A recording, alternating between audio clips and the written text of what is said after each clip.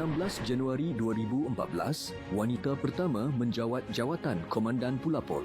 Pada hari ini, dalam tahun 2014, sejarah tercipta apabila Senior Assistant Commissioner of Police SAC Naharia binti Hussein menjadi wanita pertama yang dilantik memegang jawatan Komandan Pusat Latihan Polis Pulapol. Peristiwa bersejarah ini berlangsung dalam satu majlis serah terima tugas antara beliau dengan SAC Zulkifli Mohamad di Kuala Lumpur.